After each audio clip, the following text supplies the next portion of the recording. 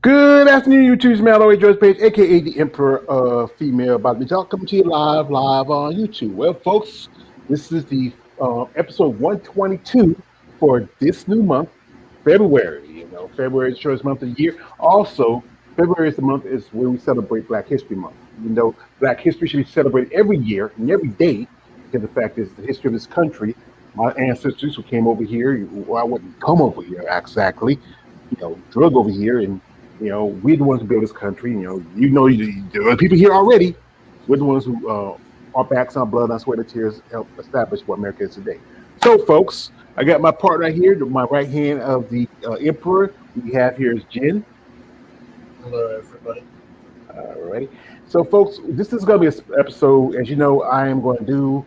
For part this month, we'll do a lot of Black History stuff, especially on my channel. I'm gonna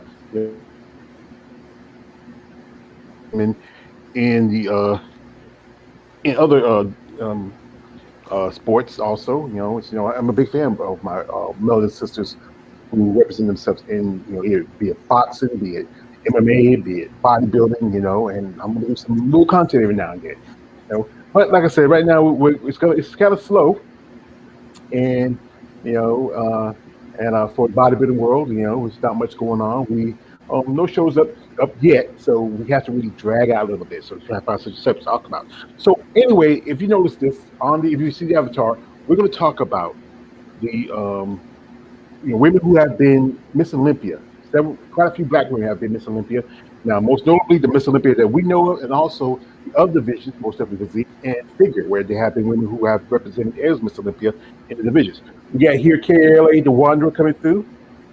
He's saying Wakanda forever, or whatever, brother, whatever you got to say. Now, now the first person we're going to start off is a lady who really started into sport early. Back in the day when the ladies used to wear high heels and a good part of service. She's the first Black woman to be Miss Olympia, and it's one Miss Carla Dunlap Khan, and she is a legend. We got a man here, Ball C just came through. He says, "Word up and salute to you too, brother." Also, he says, "Blessings and peace and blessings to the chat. Thank you. Smash the like button." And what's the next thing you got to say? I'm waiting for the other thing, Ballsy, before I start. You got you're typical. I usually know it, but he hadn't said it yet. But we're just gonna go ahead. We'll show whenever he says it. Yeah.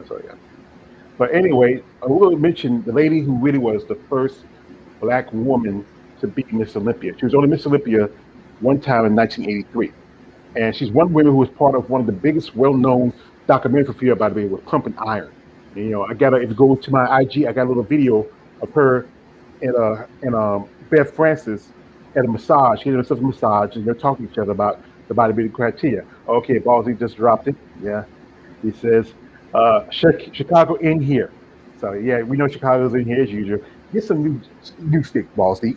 So anyway, and my man KLA says no doubt. Yeah, so Carla Dunlap Khan was a legend, and she competed for a good part of the early 70s, mid to early 70s to up to the 90s. And, she was an amazing lady, very smart, intelligent woman, very beautiful woman, I would say, too. And she is, like a lot of people, kind of base, what, just the beauty of female Black. This is like one picture. I think it's like maybe something she, her IG's not too active, but, she's she's almost 70. She's almost 70. Can you believe this woman's almost 70? And I mean, you wouldn't think it. Maybe I would say 50, maybe close to 60, but you wouldn't think she's almost 70. And this lady's a legend, She was very artistic, very intelligent. She was just knew what was coming in women's bodybuilding. And it was much respect to her as a woman, a competitor. I mean, this is another picture. I thought she had some more pictures, but by calling somebody. Yeah. And That was me. yeah. Go ahead and answer the phone while I'm doing this. And I think she's just amazing lady. Here I think I seen got here. Excuse me. Oh, sorry. Ooh. And you know, Yes. Yeah, she's still in the shoulders All right. of some great women back in the day. Legends that represented women's bodybuilding, and up and comers. And my man Balls Deep says Carla is the goat. Yes, she's the goat. You know, Balls Deep says he's still sexy. Yeah, especially for almost 70. And also, my man Balls, I'm watching some clips on Carla Dunlap. She had a superior physique, and she had a great physique. And like I said, she kept competing up to the good part of the 90s. She retired in 93. But, I think a lot of ladies who are in the sport, respect her, recognize her as being like, kind of like you say, the queen mother of bodybuilding. And she was a great poser, intelligent woman, like I said before earlier, because night. And she just had a great look to her. I mean, great muscle, great details. I mean, this is what I think they want to see in, yeah, you're going to see it in women's bodybuilding. Maybe physique or maybe figure. But, if anything, everybody keeps, developing and growing, especially athletes. You know, yeah, here with her right behind, Rachel McLeish, the first Miss Olympia, and I think that's right in front of us, Mary Roberts. I remember hers, Mary Roberts and Claire first. Sometimes I get them confused. They look about alike, you know. And like I said, she started out back in the day when body started out when it was like kind of like bikini, and they were they were high heels, but then I think around about the 80s they kicked the heels off, and they want to be do the same things to men. You know, here's Carla. Yeah. She did a live stream some time ago. You and your doctor. I think it was a Doctor Jeffy. I think that's his name is. And here's his with a guy who's one of the top posers back then. Her and Tony Pearson. And Tony used to pose with people like Angela Langer and Laura Craval. I mean, the brother was a legend. I mean, they were on. I can't believe they were even on, Soul Train. I mean, it's got to be right about the '80s because Don Cornelius, his hair was a little bit bigger. So and I mean, I gotta find that video. I mean, Carla Dunn was on Soul Train. Wow, that's amazing. And she just had a beautiful look about her. Great muscle detail, great. This is like I said, the look they want to see maybe in I would say either physique or figure. But she was an amazing lady. You know, Here she is with Richard McLeish at the 1983. Uh, what it was called the Caesar Cup, but they called it the Las Vegas Pro. And and that was the background for the movie Pumping Iron too, the women. And and she just, I mean, she really abused that with her. I think she did some videos, workout videos, some tips. You know, she was on some talk shows here. It looked like a can't look at her. Look at Phyllis. Look at well, we just filmed it. It's her, Glass Portuguese, Brian Moss from 1984. You know, she did. Like I said, she was active. And here she is with some other ladies in the sport that her and can't recognize who that is. And here they're here with the late great Joe Weider. Joe Weider is a man who he didn't like the way where body was going, but he still supported it. And she was on cover of like magazines such as Flex magazine. And the beat that she was the that was back in what year was that? I can't see the year. It looks like 86. You know, and she was just like I said, retired. Went on to do other things. But I think she was just a great lady. I mean, she really set the standard for grace and beauty and style in the sport of bodybuilding. I think a lot of ladies now want to be like Carla. I mean, she was just a great lady, and the career, like I said, was a great career from I would say good part of the '70s to the '80s into a piece of the '90s. And just like I said, we gotta give respect to Mrs. Carla Dunlap Khan. So that's a lady I Yeah. think so. So, man, he has some information he wanted to drop. He got some stuff he want to say or talk about while we're here. And we move on to the next person while I get up their information. Well, with the con, yeah, she I don't have too much to say, because sometimes with some of these older athletes, getting information can be kind of scarce sometimes because of all kinds of things. But I would say, yeah, I was kind of correct. I'd say she'd definitely be like a figure fitness kind of competitor if she competed today with the physique. But you know, uh, same thing could be said actually for men's bodybuilders too, with the men's classic and men's physique today was for kind of like what men's bodybuilding was in the 70s. So, you know, she was kind of like that, in that kind of like evolutionary prototype um, period in female bodybuilding when it was still maturing into the sport today. It still is growing and evolving all the time, but like uh, uh, yeah, she definitely was the standard bearer who changed the sport definitely. Hmm. Yeah, she's an amazing lady. My man KL the Wanderer says, I said she had a superb physique. Yeah, he said that. You know, George, you ever reach out to her for an interview? No, I hadn't. I don't know. I don't know if she's that active on social media, or so I'll try to check out, see if I can maybe. I do have her IG, but I don't look like she don't do too much on it. If I can find it, if I can find another way to get to her, I probably would. It says, Carla was a prototype for female bodybuilder. Yeah, she was the next level. Now, one lady we're going to mention is a lady who really she took up the mantle and surpassed I think another great female bodybuilder, Corey Everson, by winning 8 titles. Even though she went in separate periods when she got into sport in the 90s, got into sport in the early 80s, turned pro I think around 89. And um, then she just really would go up. Now she's a promoter.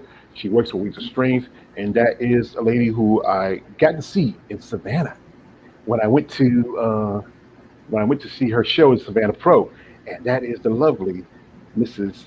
Minda Murray. And Minda Murray is a legend. I mean, 8-time Olympia champion from 90 to 95. She lost the title in 96 to, um, no, was it 95? She lost the title in 96. No, was it 95, 96? She lost the title to Kimberly Griffin. 96. 96, okay, 96. yeah. And she came back in, I don't think she had, she, Kim was, She competed in '97. she came in 97, and then after that she left and and decided to you know go on with life. But then she came back in 2002, regained the title to 2002, 2003, and then 2004 she had a showdown with Iris Kyle, who became the next champion. And Linda is just a very amazing lady. I know she remember the story about her. She was a track star back in the day in Michigan. She's originally from Michigan, like another champion, and two more champions are from Michigan. It's her, not her, just also the Iris Kyle and the current champ Andrew Shaw from Michigan, and and she has been in the game. I mean, I think some people tell her they say that truthfully that Linda is the blueprint for the physique division because they wanted to go with a different direction with women's bodybuilding. So so that's why they used her as the likeness for women's physique. Now she's working with Winter Strength. She's recently just posting stuff. A while back, I heard that her and her husband got divorced. They were together for I think a little over 20 years. And she's on social media quite a bit.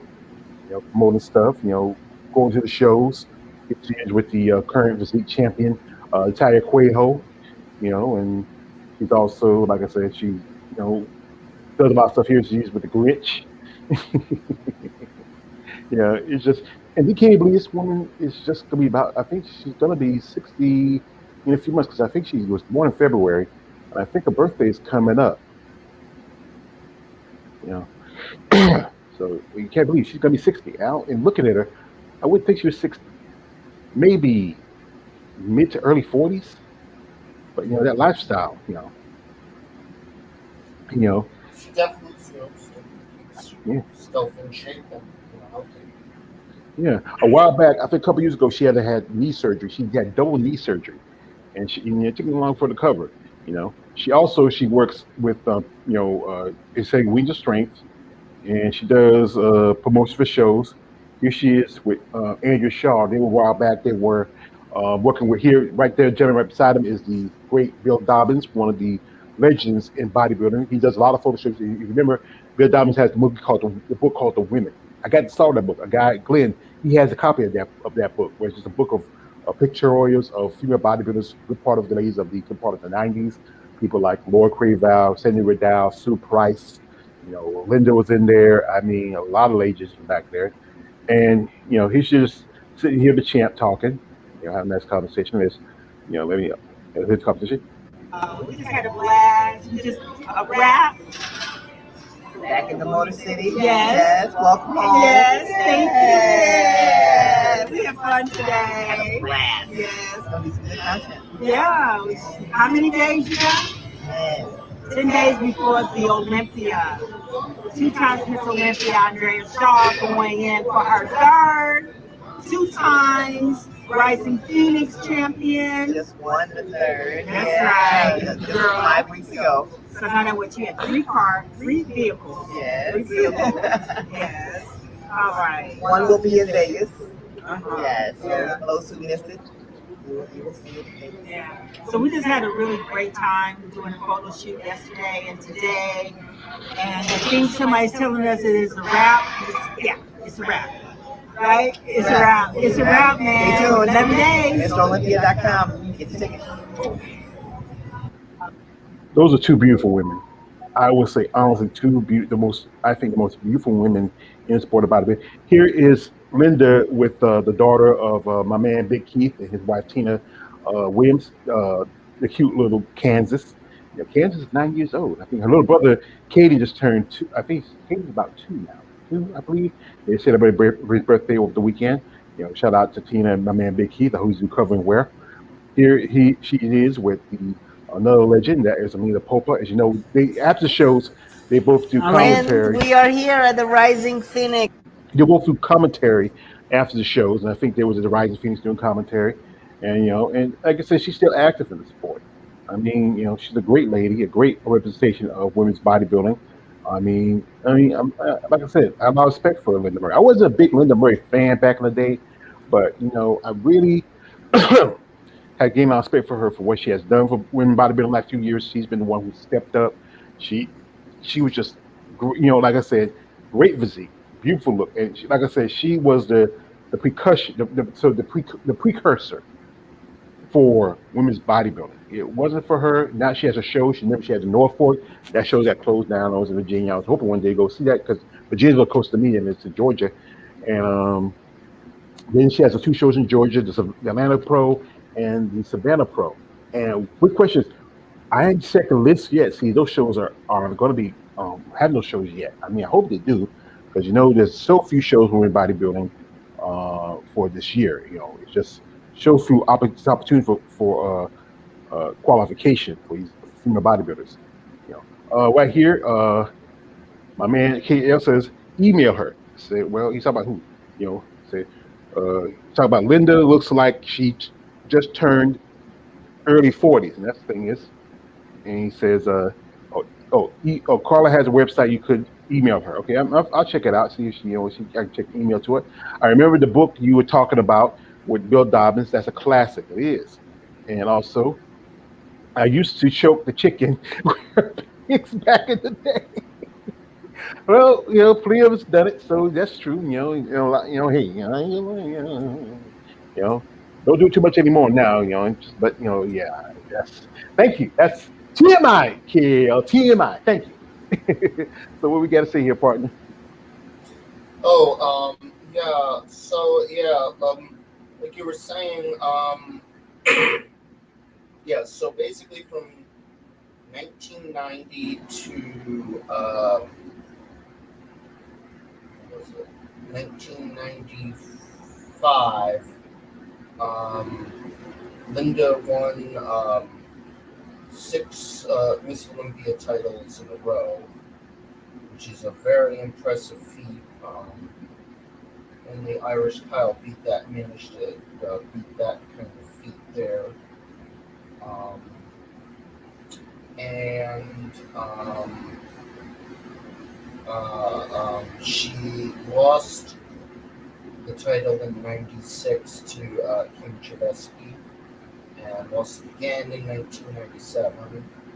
Then she retired, and from that brief 5-year retirement, um, she came back in, won 2 more titles, um, including 2 heavyweight titles um, in 2002 and 2003 until she was dethroned again by Irish Kyle and then retired. I don't know if she was going to retire that year anyway or not, but Irish did take the title away from her that year, regardless. Uh, Her physique um, kind of went the same way women's bodybuilding went for the most part. Like, when she started off in the 90s, it still had that very kind of figure fitness kind of physique that was still there, and it just kind of scaled up more and more and more. And then you had Kim Javeski come in, and it's like she took it completely to the next level, pretty much. She was basically like Kim Javeski was basically Irish Kyle before Irish Kyle. And when Linda came back in 2002, her physique had changed rapidly. She definitely got a lot bigger and more developed too. Um, uh, so yeah, I do agree with you that her physique, at least from 1990 to 1995, was definitely a classic prototype. Not so much for the 2002-2004 physique, but still very much in a similar vein. Um, I think she's done very good work promoting a lot of shows like the Savannah, Atlanta, Norfolk. Um, I think that's it. Uh, she's definitely put a lot of money where her mouth is. Um, and FYI, when I was at the New York, I did see her. I was not able to talk to her because um, she wasn't really on the floor, like where like the fans are at. She just kind of came in at the very end to give her word for the award ceremony.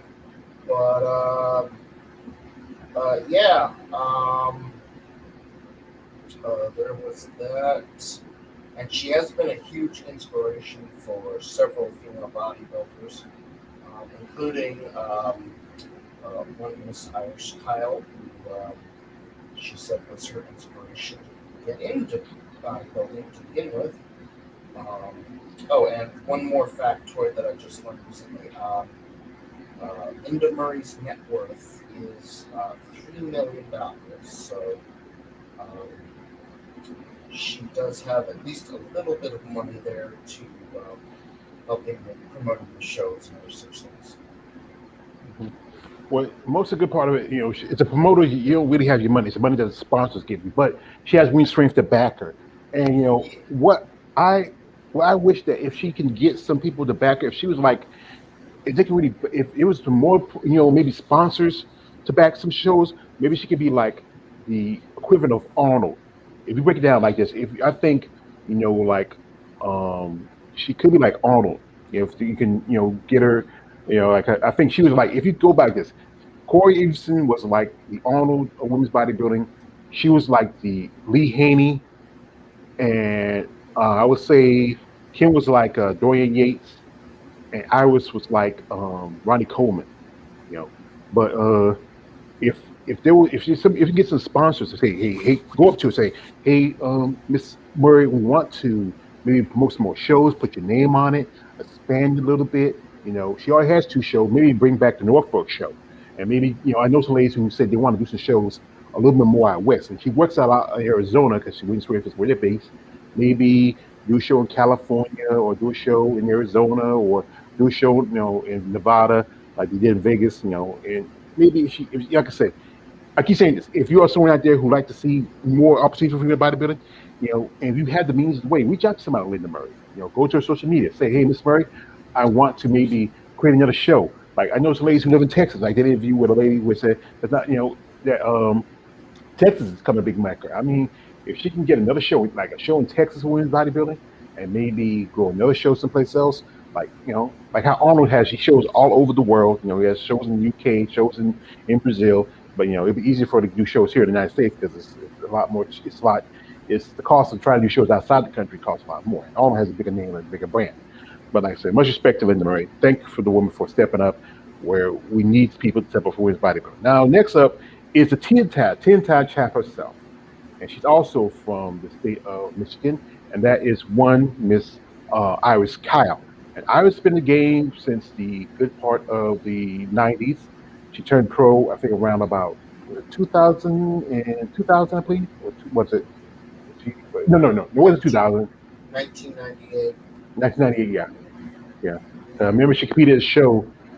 It was nationals. I think, I believe it was Heather Frost that beat her at nationals, and then Heather got her pro card that year. So Heather Frost is one of the handful of women who have a win over icons. Also, my dear friend Miss Tisha Thomas, she beat her out for the documentary. Because Iris Tiger said he wanted to go to get to Iris Kyle for the documentary, but they got my dear friend Miss Tisha Thomas, the Tigress. So that's how come she had the documentary I Am the Tigress. And I told her, hey, you wanted to beat Iris Kyle in anything. And Iris, I think she was the evolution for women's bodybuilding.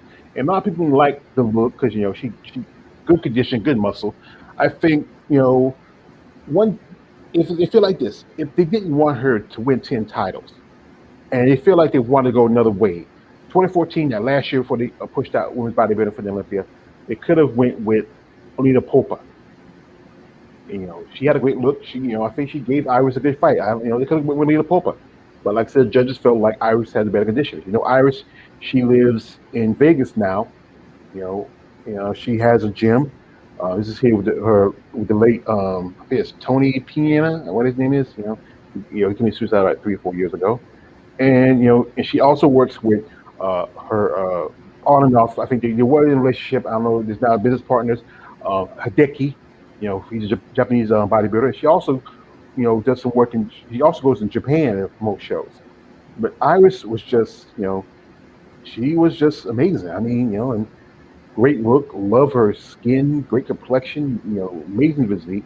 I mean, she was just the look. But there's often some people said that, she didn't promote enough for women's bodybuilding. But the thing is, I feel like this, she wasn't making much money out of bodybuilding like she should have.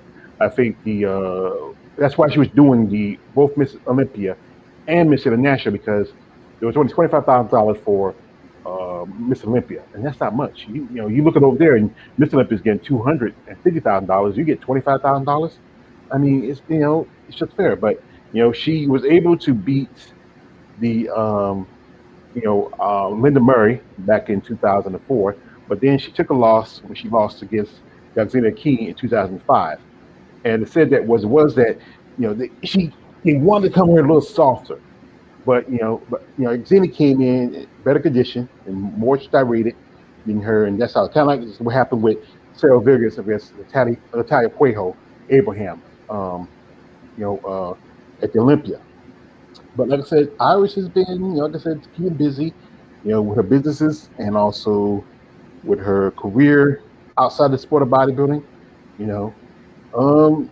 She's like I said. She's one of the women with the most wins as an Olympia champion and the most wins as a Miss International champion. Now, I remember I was on my old IG account, and she posted up a video of her doing an interview, and she said she was a 7-time Arnold Schwarzenegger class. I said no. I corrected. Said no. You're 7-time Miss International because even though you had the show was at Arnold Schwarzenegger, it was at the Arnold Schwarzenegger Classic, Miss International was before the Arnold. It was like 3 years before the Arnold started. Because back then it was another thing. I think it was the Columbus Sports Festival back in I think when Arnold bought the show about back in '89 and changed it over to us with the classic because the show wasn't doing so well. And Miss International was there. But Arnold put his name on it, changed it, kept Miss International, and it went on to 2013 when they pushed the Miss International out. Now you don't have either any kind of weird female bodybuilding. Figures got pushed out, physique got pulled out. But Olympia brought it back. So here he is. We're talking with the legendary Iris Kyle. Every day. Inspiring others. Inspiring others. Changing others people's lives along with mine.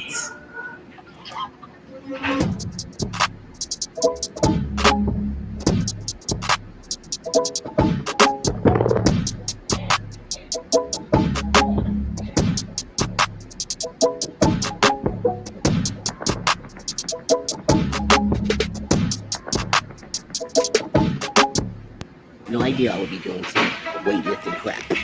Yeah, and she's almost in her 50s. Still good. In 2020, she was planning to come back and compete at the Olympia, but then something happened. She got sick. It was like at the height of the of C19, and I remember I reached out to her. I said, you all right? You guys said no, it wasn't the virus. It was just basically it was a cold, and she it was because that was the year that Women's Body made his return, and I was hoping to see how she do get on stage up there with these ladies that I think the only person that outside of her that competed at the Olympia with her was like Xavier King came back. I think there was Hel Trevino. I think she competed back in 2013. Also, I think Kim Buck was at that show. Margie Martin, yeah, I forgot about Margie Martin. I think there was like maybe outside of maybe four women that competed back in 2014 before they pushed out women's bodybuilding because everybody else was well retired. Yazidi came out of retirement for this because and Yazidi looked good. She did the Rise Phoenix and then did the Olympia. And even though she was like, I think Yazidi was in her about 51, 52, she looked great for a woman age. My man Balls Deep says, beautiful ladies. Yes, y'all beautiful. He's dropping the fire. Yeah, that fire. So, what information you have on the lovely Miss Iris Kyle? A lot. I've studied her for a very, very long time. In fact, when I got into female bodybuilding, I'm trying to remember how it happened. So I'm trying to remember because I was like a teenager at the time when I did it. Since 2005, 2006. I think what happened, and this is just the origin of how I got here. I did a Google search of world's strongest woman, and then I found the results. It was I forget her name, which powerlifter it was. I think it's Joe something. I think if I Google it, it might come up too. Yeah, I can't think of the name at the moment, but I just Googled that. I saw a powerlifter, and I'm like, oh, okay, this is interesting. And then I started looking into female bodybuilding, and next thing you know, I'm hooked for life. And that was right around the time, so 2006, this is right around the time that Iris Kyle's career started getting off. And I pretty much witnessed it in full. I will say the one thing I am disappointed about is that I never got to be able to attend a Olympia where Irish Kyle was competing, but is what it is. I did exchange some emails with her, over the years. It's basically just congratulations, you're awesome, those kinds of emails that we send with them in particular. Um, I also learned that Irish is not just of African American descent. Her mother is of Indian American descent. So, if we were to describe her, she would be Afro-Indian American, if we're gonna go by that. So technically, she would also not only would she be the greatest bodybuilder to ever live, male or female, she'd also be the first Asian female bodybuilder, and maybe first Asian Olympia. Period. I didn't think about Asian American Olympia. So there's that. What else was I thinking of? Yeah, so she won 10 overall titles, and she won 2 heavyweight Olympia titles. One was in 2001, where she got beat out for the overall by Julia Bergman, who won the overall. She won the lightweight, Irish won the heavyweight, and Irish did not win the overall. And then she got another one in 2004 when she won the overall.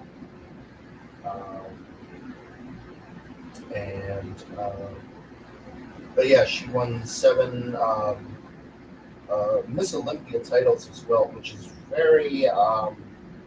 7 Miss Internationals. 7 Miss International titles. Yeah, that's 7 Miss Internationals. Going crazy right now.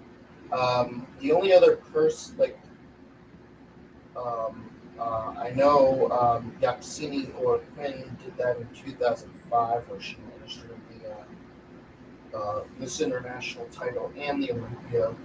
And another one who managed to do that was Kim Chevesky. But none of them were able to really do it 7 times in a row. That's pretty consistently amazing.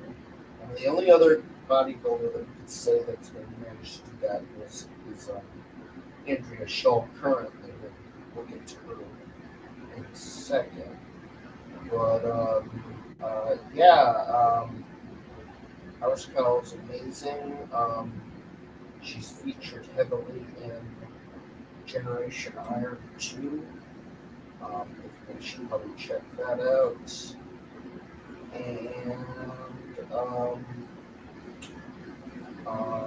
And overall, I would say, following her very, very long. I forgot to mention. In Japan, she and her boyfriend, Hideki, have 2 bodybuilding shows that they both organize together.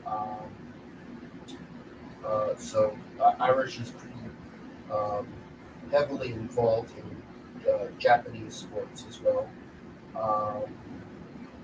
But they don't have women's bodybuilding at it though. I don't know how. Well, with Japan, traditionally, women bodybuilding is not that. There's only been one woman bodybuilder of Japanese descent, and she competed a good part of the 80s up to the 90s, and really because there's been more than that. I mean, I don't know about just one of just Japanese descent period. I mean, I know there was at least 2 that attended the Miss Olympia. I mean, there has to be more than that. I mean, I think attending like a pro show. Now you do see a few more Japanese Asian competitors, maybe South Korean like that. But in the good part of the 80s and 90s, there was only one that I remember, and I forgot her name, Yumi Sunya. I think it was Yumi. I believe it was her first name, if I got it right. And she competed in a couple. Yeah, she competed a couple of them. Yeah, there's an article I can send you. There's, I think, 2 in the article. It says 2 that attended the Olympia. As I was scanning through the competitors at the Olympia for the number of competitors there who were black, and I sent you that list of that very long list that took me like these 2 or 3 hours to go through all that. Interestingly enough, it also confirmed my suspicions that the Czech Republic has a disproportionate influence on the Miss Olympia as a nation in terms of female bodybuilding. It's actually kind of amazing. I was going through how many Czech competitors there was at all the Miss Olympias from way back in the day to 2022. Do you know how many times we saw a Czech competitor at the Olympia? It was 12. And to keep you in mind, too, another country that's very similar in population size in Europe, Sweden, they only had one competitor. We had the Miss Olympia once, and that was it. Actually, 3 or 4 times. So I was figuring out Irene Anderson. So that's pretty amazing right there. And only other thing to mention about Irish is of all the times she's competed, I find her physique at the 2013 Miss International to be Irish at her peak performance, generally speaking. If I had to choose one that I would say that Irish is at her peak, it would be the 2013 Miss International. And I also looked up her net worth. She's got $9 million. So technically speaking, she would be the richest female bodybuilder there is. However, if we compare her to the men's bodybuilders,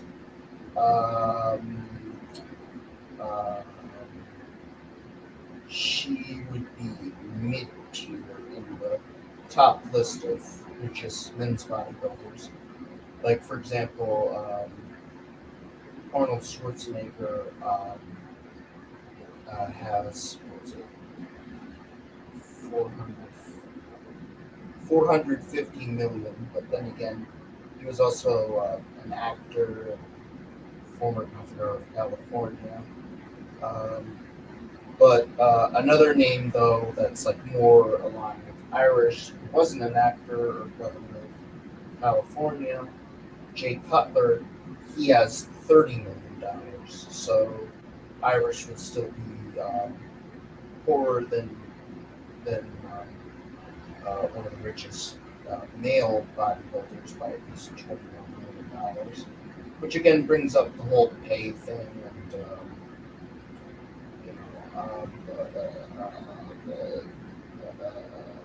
sexism still exists, people. I hate to break that to you, but the equality of the sexes has never existed, and still hasn't.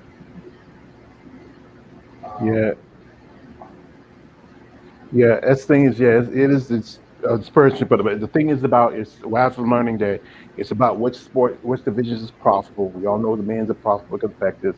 The men's division started everything, wonderful men's bodybuilding, women's bodybuilding, all the other divisions. And they're always the ones who get the sponsors and bring people in. And because the way female bodybuilding is evolving and changing, it's not getting that respect like it should. But one thing I remember a while back, Iris wanted to come back and compete. That was back in 2016. She wanted to do the Rise of Phoenix. And then they did this to her saying like, well, you got to do another show. But Alina Popa got a chance to compete by the time Alina had a close relationship with Jake Wood. We all know about that. And and she felt really slighted because she did an interview with Dave Jumbo Palumbo, where she felt slighted. She was a 10-time Miss Olympia champion. And why not give a shot to compete at the Rise of Phoenix? You're supposed to be promoting women's bodybuilding, but then you push out the one of the most prolific women in the sport, a 10-time champion. But I see the point was they feel like the Irish didn't do enough promotion for women's bodybuilding. But you know what? You can't always put everything on everybody's shoulder. Somebody spread some of the responsibilities. But like I said, respect to Iris Kyle. She It represented women's bodybuilding. it, it kind of reminds me a little bit of that article by Bill Dobbins about how he alleges that Kim Shavetsky was kind of pushed out of female bodybuilding too um, after 1999. Allegedly, she was kind of that was one of the reasons why she was pressured into retirement. Um, so yeah, that's happened before. These kinds of things. I remember back in was it? I think it was around about '99 to about 2000 when they put in that new post like they told the women you have to drop go like a 19% low or 20% like that. And why you have to make the women do that? You don't make the guys do that. Guys can get big and freaky if they want to. But like I said, we all know it's a double standard between men and women. They want to tell women to look, we want to look feminine, and then they change the requirements. Like women have to wear jewelry, get their hair done. Yeah, they already get their hair done, and they always look nice and makeup. But they want me to look a little more feminine. But like I said, it's I just mean, they're still not allowed at the Arnold Classic Sports Festival. But that's one big example right there.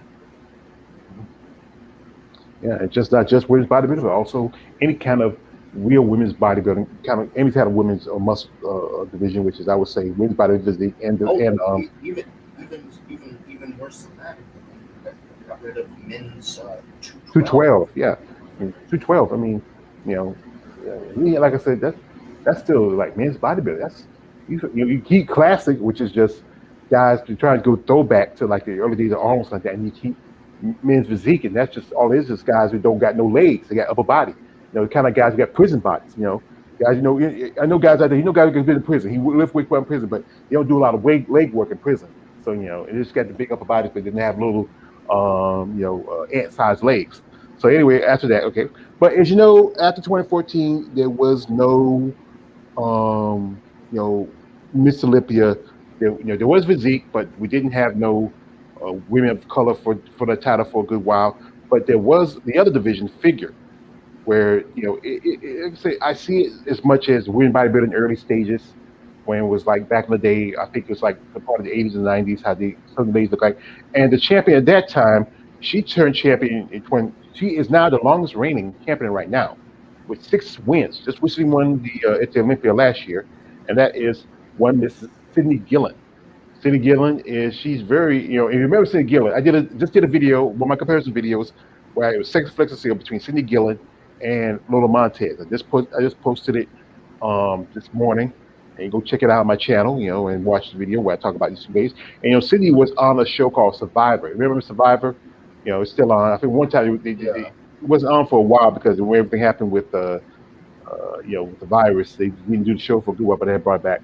And she has the most titles than any, right now, woman. I think she's right now, she's tied with Corey Everson because Corey Everson is 6-time Miss Olympia, and now she's 6-time Miss Olympia figure. You know, and she really promotes she's promoting more because she does a show in Georgia. That's where she's from, where it's an amateur show. And then I heard recently her, Whitney Jones, and Andrew Shaw are coming together, and they're gonna do a show in um in Arizona in 2024. And it's gonna be a show where it's gonna include just about all the women's divisions, even women's bodybuilding.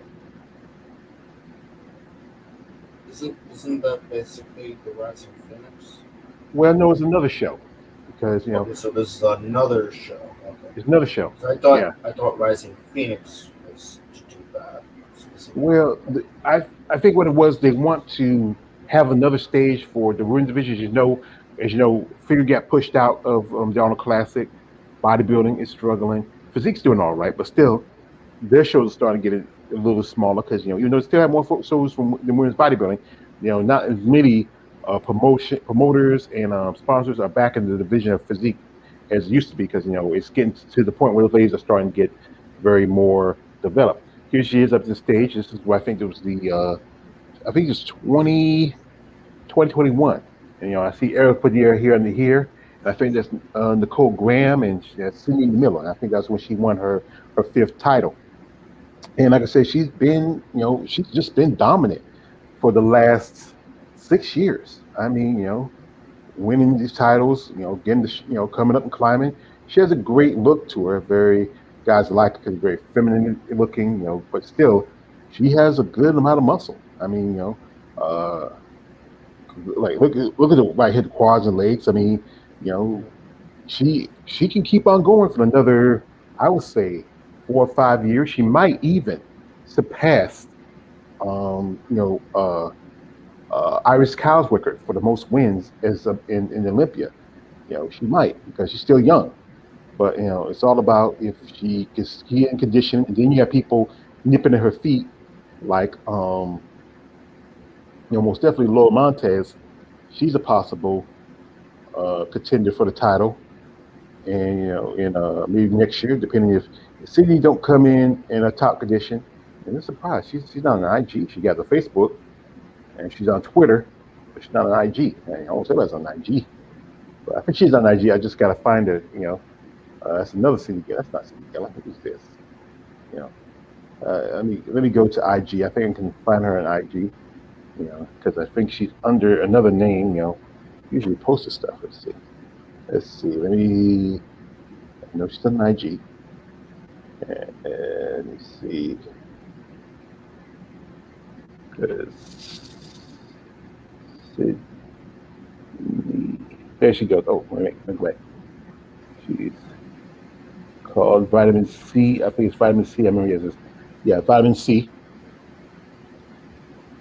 And here she is with her husband. I think she got married about 2 or 3 years ago. Lucky fella. He has a beautiful woman. You know, they've been together for a good while. And like I said, her family is a very well off family. I remember I was talking to somebody how you know they it really back in Sydney. Because that's their girl. 16 weeks. The show in Georgia, the Sydney Gillen Peach Classic is going to happen. It's an amateur show, so it's off. I think it's a national qualifier. You have just about most of the divisions except for women's bodybuilding. I think you have physique, wellness, bikini, and figure. And I think by the looks of it, you have maybe men's open, men's physique, and men's classic. You know, maybe she should add women's bodybuilding to the show. I mean, a lot of ladies want more opportunities. If and I think some physique competitors, you know, it's hey, maybe you switch over. Here she is, put up her six fingers, knowing that she has now six titles.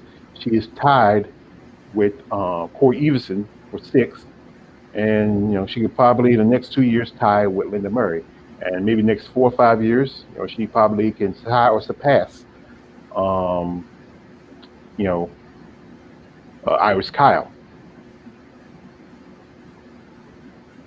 So she's really determined. And she's a smart lady, Or like I said, she's married now, but maybe someday she might stop and want to have kids because and maybe settle down for a while, and then she might come back. It's all about if you have a passion for a sport, you want to keep continuing.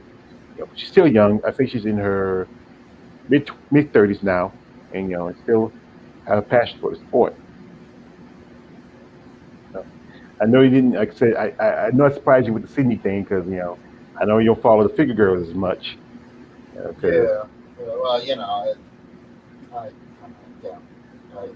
you know by now. Like, I don't know so much about them, but it's always good to know a little bit more, I guess. Yeah, that's what I tell people. Like, try to span. Like I said, with me, I was just maybe just exclusive with bodybuilding, but then I really started expanding into the other divisions, so figure, physique, a little bit of fitness, not too much of bikini and wellness. I reached out to a couple of ladies in wellness about doing an interview, but they never responded. I was once one lady I said, just some of those girls have that mentality of bikini competitors. So I just you know, uh, we have one lady who was the the first black woman to become physique champion, two-time physique champion, and that is Shanique Grant. And Shanique was very young when she got in sport. She started around about her teens, and then she turned pro. I think in her, I think about 20, I believe. And she didn't. I think let's see. She's 27 now, basically 28 this year. When she became Miss Olympia, she was around about, I would say that was in 90. That was 2018. So that was like 2018. So she was like 20, just about 24, 23. But she became Physique Olympia, and she held the title from 2018 to 2020 when she lost to Sarah Vegas. I remember she posted how she said she's quitting, she's going to go off and have babies with a boyfriend, but that didn't happen. From what I heard, her and her boyfriend broke up, and last thing I heard that she was working as a cocktail waitress in a strip club. But Nick had a great look to her, very attractive, very great aesthetics physically. You know, I think she was. They wanted to be like the Linda Murray. As you know, Danny Bailey was the big star back in the day, and she was only Miss Olympia for I think a couple of times. She lost it to Julia McCart, but they wanted her to be like the Linda Murray for women's physique. You know, great look to her. You know, great muscle, very feminine. And like I said, she was young. This is her.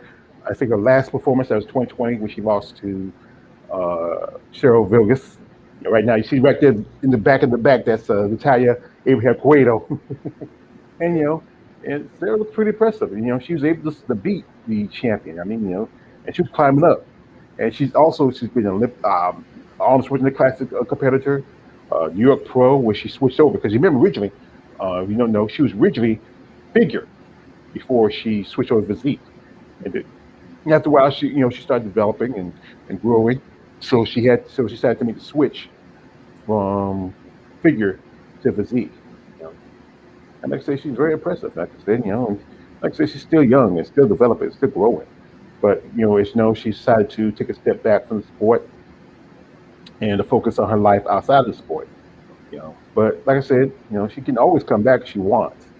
You know, she feels like but I think she looks like she might be going another direction in her return.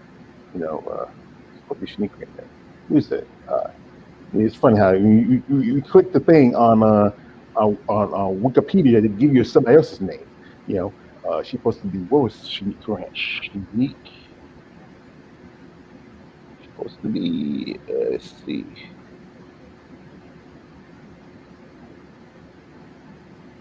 Supposed to be. Oh, there we go. No, wait a minute. That's not her.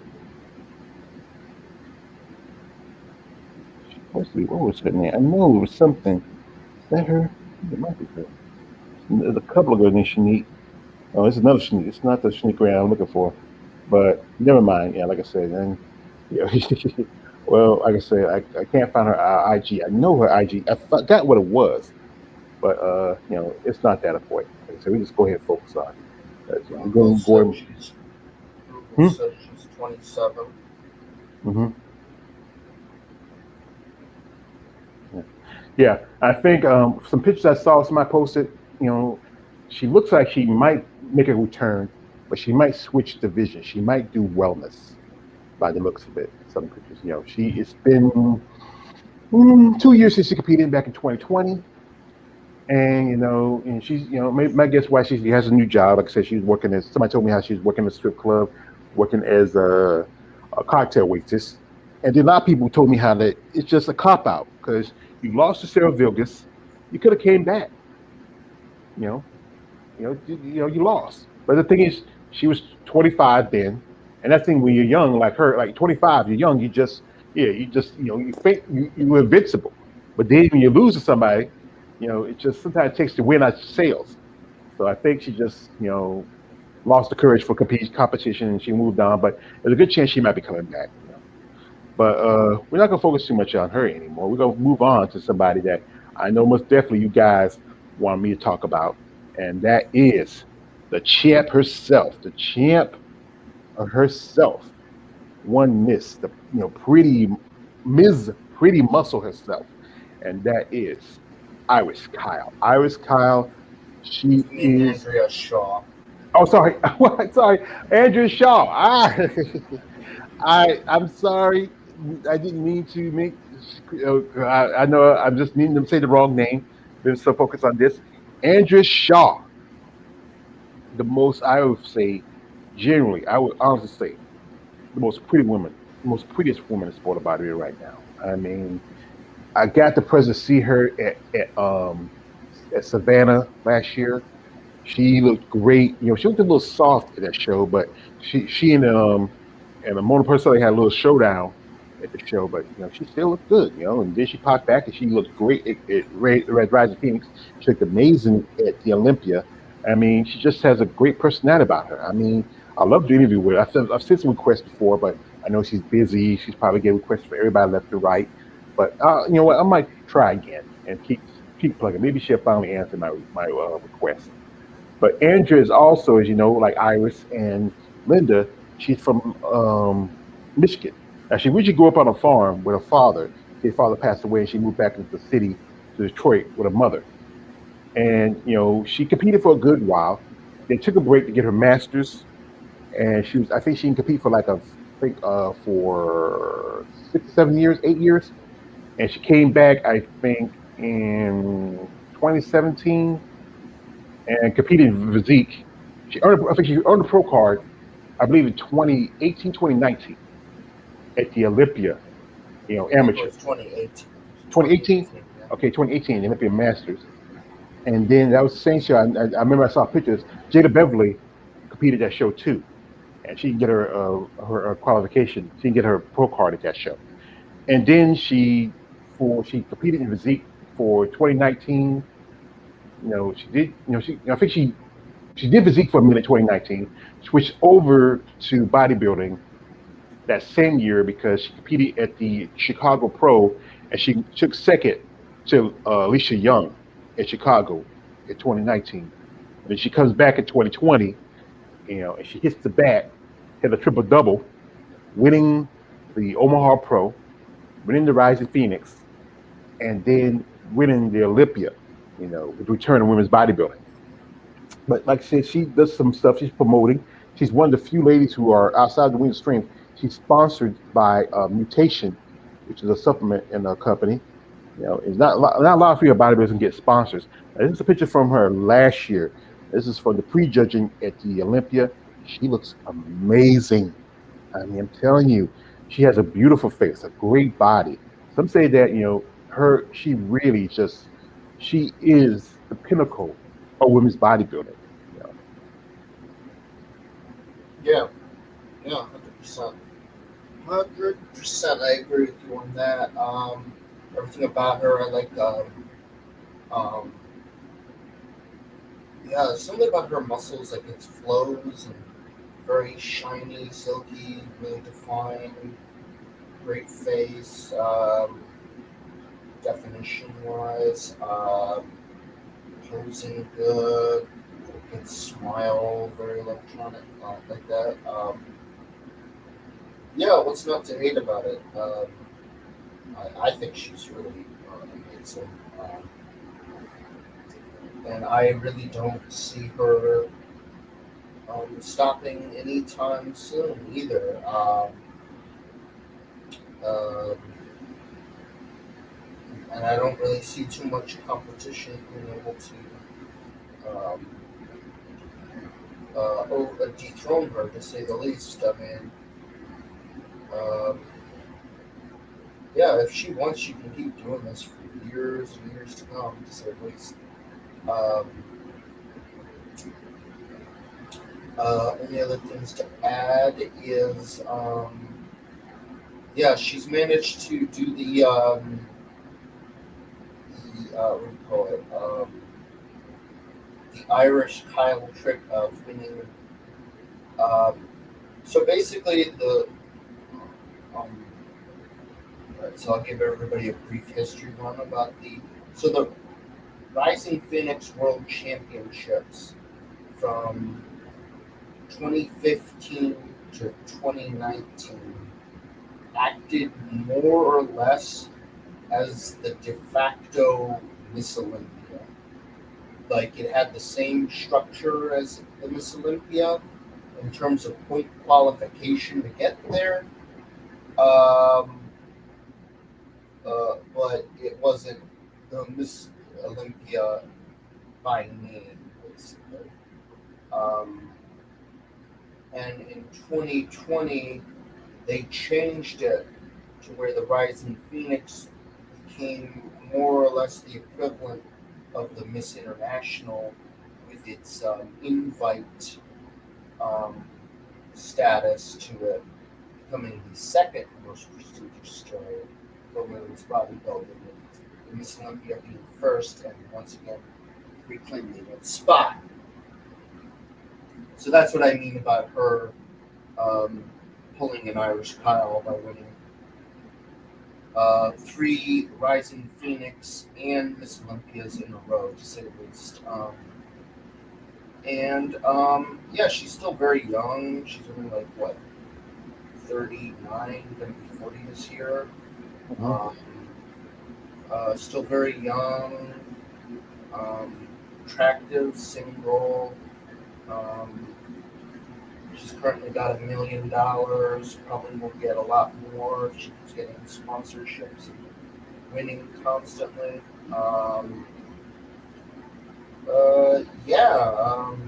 She's amazing for the sport, to say the least. And I don't really have any, nothing bad to say about her, other than hopefully I'll be able to meet her someday.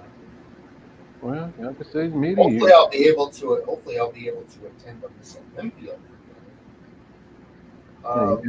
If it moves to Orlando, that might actually be better in terms of getting there, in terms of access, at least driving. Because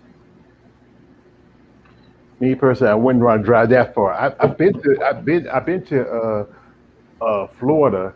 I've been to Kissimmee. I've been to Orlando because I went to Disney World a couple of times. I think I'd rather take a train, or I'm not ready for a plane just yet. But yeah, I can hop out a plane or a bus. I mean, the last couple of times I went with my family, but I've never been on my own. Maybe someday, like I said, it's expensive because those tickets to Olympia cost. Wow, even the nosebleed seats, those are just a lot of money, a lot of money. But you know what?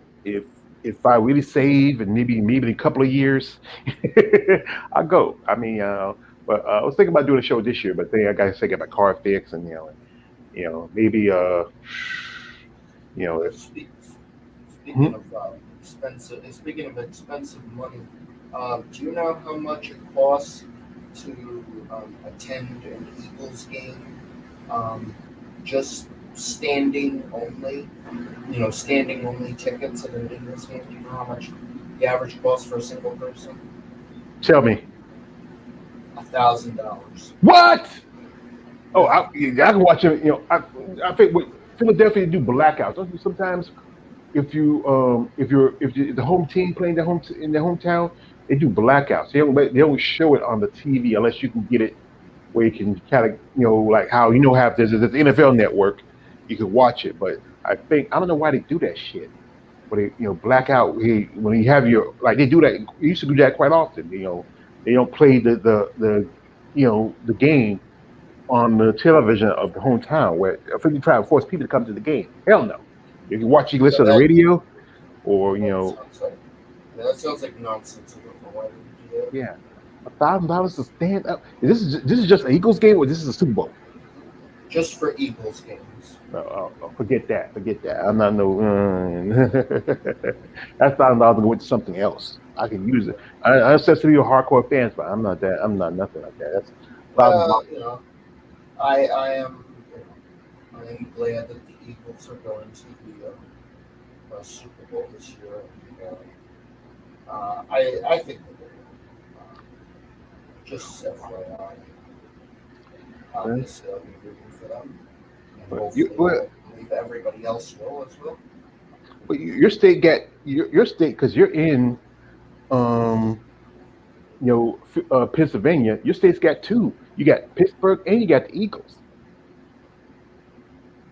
Yeah, the Steelers. Yeah, but the area I live in, obviously, is big Eagles country. Yeah, we just got the Panthers. It's just Yeah, I think the the two cities that have the most football teams. Well, I would say the one city is New York. They have like New York, Pennsylvania. They have two. Now, at one point it used to be California had 1.3 because you had the one you used to have the Chargers, you had the 49ers, and you had the Raiders. Then after a while, Chargers they moved, and they were living in St. Louis. So then you just had the Raiders, and you had San Francisco. Then San Francisco moved, to Vegas, and then the Chargers came back, and now you have they have two, you know, but yeah, that's how it is. But still, I'm much respect to your dad. I know he's a fan, but $1,000. Yeah, that's Yeah, like yeah. I haven't attempted to go like that, but yeah. I was just my brother was just telling me that I was like because he was just mentioning just mentioning how the Eagles now is like the most in terms of they have the highest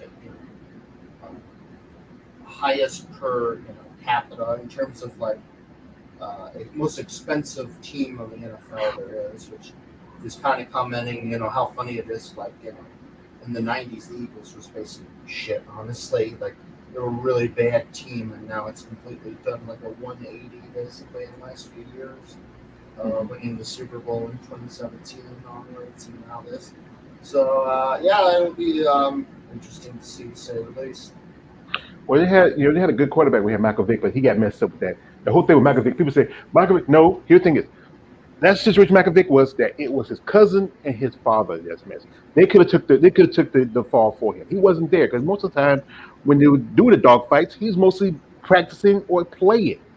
So even though it was on his property, he was blamed. They could have took the hit from his cousin. He snitched. He could have come on, man. You could have done maybe a year and a half in prison for the dog fighting thing. Your brother, your cousin would took care of you. Take the hit for the man. And people still on Michael Vick back on that. Hey, let that go. Why don't you look at some of these players that beat their wives, their girlfriends? We talk about this guy who didn't even was there when they fought dogs. It was just that's the best. He should have. One thing, Michael Vick. Sometimes you gotta be careful who you let, especially if it's family. Especially if it's family. You gotta be careful. So, folks, this is a nice conversation about the lovely ladies that represent bodybuilding in the Olympia. Like I said, it was these ladies are legends in this sport.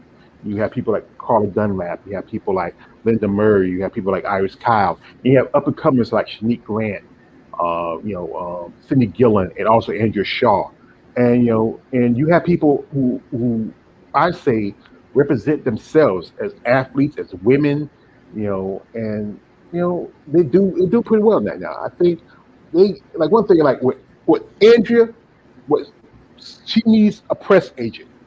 She should do some of these, go on some of these talk shows. You do shows. I was talking about. I remember I was talking about last stream when I was talking with Raheem Hamilton. How if she can get like a press agent and maybe try to do some more promotion for women's bodybuilding.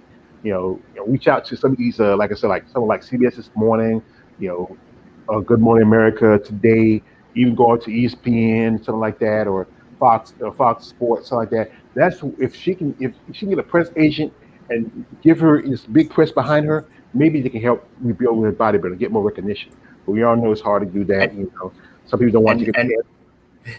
and I got a nomination. We'll nominate George Page to do that, to be her press aide. No, I'm joking. I mean, that's a lot of work. That's a lot of work. You have to be professional about this. Hey, I'm a newbie. I wouldn't know where to start. Yeah, exactly. Well, George, I'm gonna log out because I'm literally gonna pass out right now. But Okay. this is a great conversation, and happy Black History Month, everybody. Peace out. Go the Eagles, and have a good week. All right, go ahead, go pass out, brother. Dang, must be tired. But yeah, these are some amazing ladies that represent bodybuilding over the years. You know, big fans would like I said, get to see Linda Murray in person. Yeah, I wish I could able to talk to her. I know she was busy because she promoted that show. She even smiled at me because I felt, oh my gosh, she smiled at me. I just feel like it's great when she smiled at me. But I do like to thank y'all for coming through. I like to thank my man, the hand of the Emperor Jin. for dropping some knowledge, and also gaining knowledge. And also, I thank my man Balls Deep for coming through. KL the Wanderer, brother, you keep going with that Carl Winslow shit. I'm gonna if we meet in the streets, it's just gonna be you and me, and end up it's gonna be just be me. So, but like I said, these ladies in sport of bodybuilding who have been Miss Olympia, if it was either women's bodybuilding, physique, or figure, those divisions, as I said again, are truly women's bodybuilding divisions. And like I said, I understand that bikini and wellness, those divisions, but they fuel those divisions. I mean, you see girls from bikini going into figure and eventually go over to physique. You see the girls in wellness. You see more girls going from bikini and wellness and physique. You see girls going from figure, physique, and even bikini going to wellness. But still, you see some of the competitors eventually, if you'll do good, even go up to eventually to divisions like figure or even physique, and even you're fueling women's bodybuilding. But folks, I do appreciate y'all coming through and listening to me and just talking about this. Much respect to these ladies who have been Miss Olympia champions multiple times, and or even the one of those one-time champions. These women are just good examples of beautiful Black women who are passionate for sport, athletes, women's, just like I said, I hope for the best for them. Like I said, we wish good luck for Andrea Shaw in this coming up season. She's going to go for a fourth, Wings of Strength title for the Rising Phoenix, and almost definitely going for a fourth Olympia. She's going to tie with most definitely with Kim Savetsky, and it's going to be this year's going to be her 40th birthday. She's 40. She's gonna be 40 this year. Wow, I wouldn't think of it. I mean, she looks so young and so beautiful. I'm 48. I feel like an old man. I'll be 49 in November, and I would love to have a girl like Andrea Shaw. I mean, she needs a man. I don't know if she wants this man. Maybe I was a little bit more, like maybe a couple hundred pounds thinner, and maybe about 6 inches taller, and had good hair and good teeth. Yeah, I'll probably do good, but But I think she's a beautiful lady. All these ladies are beautiful. All these ladies are special women. And like I said, I support them and I'm fans of them. And like I said again, I'm gonna try again, see if I can get an interview with Andrea Shaw. At KL, I might take your advice. I might see if I can get Carla Dunlap, and see if I can do an interview with her. Because I've done interviews with legends like people like Sue Price, my dear friend Wanda Lee Charisma, and also Nancy Lewis, who's also a dear friend. She even contacted me on IG. I posted something. She made a contact with me. But I think she's a great lady, Nancy Lewis. So folks, I hope you enjoyed your weekend. Last week was the Groundhog Day, and that rat don't do shit. It's gonna be cold. It's gonna be warm. People stop pulling that rat out of that hole. And just try to see what he's gonna see. Just forget about that. It's just it's just stupid. But anyway, folks, I appreciate you coming through. My man KLA, the Wanderer, my man Balls Deep, my Hand of the King. Hand of the Emperor, Jen. I hope you get some rest, brother. Good luck to you. And like I said, folks, enjoy the Wasted Week. Happy Black History Month. Support our people in this community. And support my channel. Comment, share, subscribe. Reach me out on IG if you're interested. If you have a subject you want to talk about, you can leave a comment in the comment section here in the video. And also, you can reach me out on my social media platforms. They're all in my in the links are in my YouTube channel. And so also follow my channel. I'm just, like I said, I'm still growing. I mean, maybe by 2-3 more years, I might hit 2,000 subscribers, and I'll be happy with that. But I do appreciate those genuine subscribers that subscribe to me, all the ladies who are in sport of bodybuilding, all the people who follow my channel, and also me on social media. I do appreciate y'all support, and I appreciate y'all kindness, and I'd like to thank you again for coming through and listening to us. MuscleTalk 122. Wow, 122. I mean, it won't be long. Maybe I might get up to 500.